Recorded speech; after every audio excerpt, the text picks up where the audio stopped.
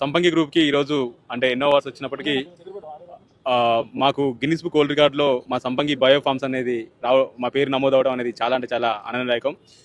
అంటే ఎక్కడైనా కానీ మనము కృషి ఉంటే ఖచ్చితంగా సంకల్పం ఉంటే ఏదైనా సాధించవచ్చు అనే దానికి మా సంపంగి గ్రూపు ఒక దీనికి డెఫినేషన్. సో మీ అందరం కూడా అంటే మా టీంలో ప్రతి ఒక్కరు అంటే నేను నాతో పాటు నాకున్న కోర్ టీం కానీ నా ఎంప్లాయీస్ అందరూ కూడా సంపంగి ఫ్యామిలీ అంతా ఇది విజయం. మా దగ్గర చాలామంది ఈరోజు రియల్ ఎస్టేట్ ఇన్వెస్ట్మెంట్ చేస్తారు.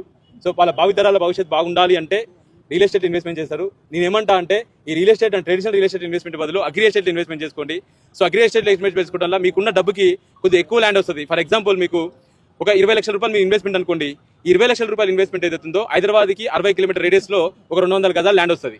సో అదే 60 కిలోమీటర్లు కాకుండా ఇంకొక 60 కిలోమీటర్లు పెడితే 120 కిలోమీటర్స్ వెళ్తే అక్కడ మీకు హాఫ్ ఎకర్ ల్యాండ్ వస్తుంది. సో హాఫ్ ఎకర్ ల్యాండ్ కొన్ని మా దగ్గర కొన్ని మీరు మాకు హాఫ్ ఎకర్ ల్యాండ్ మాకు లీజ్కి ఇవ్వండి. సో ఆ లీజ్కి ఇస్తే ఆ లీజ్కి ఇచ్చిన ల్యాండ్లో మేము అగ్రికల్చర్ చేస్తాం.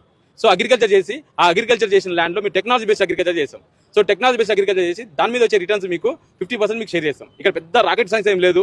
సో రాకెట్ సైన్స్ ఏం లేదు. జస్ట్ మీరు రియల్ ఎస్టేట్ ఇన్వెస్ట్మెంట్ తెలంగాణలో ఎక్కడ ఇన్వెస్ట్మెంట్ చేసినా కానీ మనకు భూమి రేట్ డబల్ అవ్వడం కామన్. సో మీరు చూసి ఆదిలాబాద్ జిల్లాలో వేసినా ఖమ్మం జిల్లాలో వేసినా ఎక్కడ మార్మూలపల్లి వేసినా కామన్.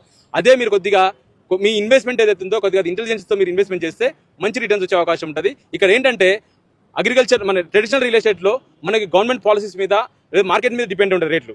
ఇక్కడ అగ్రి ఎస్టేట్లో ఏంటంటే ఒక చెట్టును పెడతాము, ఆ చెట్టు ఆటోమేటిక్గా పెరుగుతుంది. పెరిగిన చెట్టు హీల్ ఇస్తుంది. హీల్ వచ్చిన దాని మీద పంట పండించింది ఖచ్చితంగా అమ్ముతాం మనం.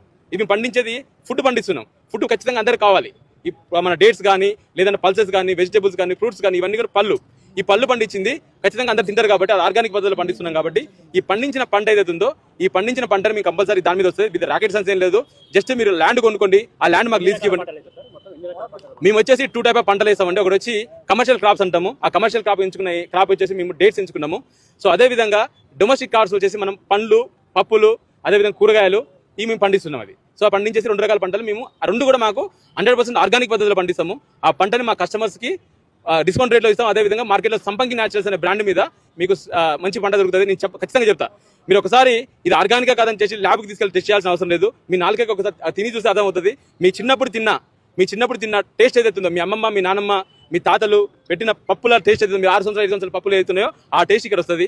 సో బై గాడ్ గ్రేస్ ఈరోజు మాకు ప్రపంచవ్యాప్తంగా 1650 ఎకరాలలో ఈరోజు నేచురల్గా ఆర్గానిక్ ఫార్మింగ్ చేస్తున్నాము. చాలా గ్రేట్గా ఫీల్ అవుతున్నాం.